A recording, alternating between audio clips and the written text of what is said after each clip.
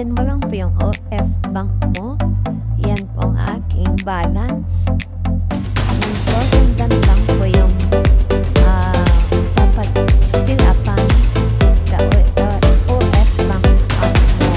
Yan po, sundan mo po lang siya. Kaya yung optional pwede pong hindi nyo na po lang. Importante po is yung send, yung pagbibigyan mo na yung pera. Yan, kasi may destination account mo, people add tayo.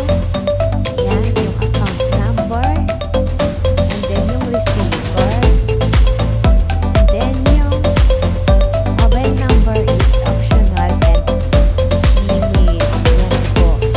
And then ang hanapin natin is GCash, kasi OF bank account through GCash. Ayun po. Yan. GCash po. Then after that, yan na po yung bill account natin, guys. Yan. And then, pag nakapick up ka na, is piliin mo kung ano tama ba yung libre mo at may tax is libre payment. Hindi mo rin na is optional. And then, transfer now.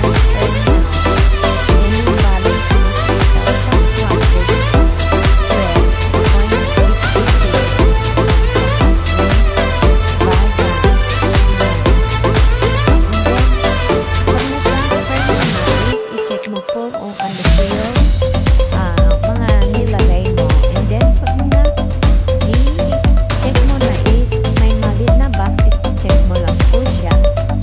Ayan. Kaya may naka-blurry kasi for security po. Ayan po siya, guys. 1-2 ang aking pinadala at may choice na 15 pesos. Yan, guys.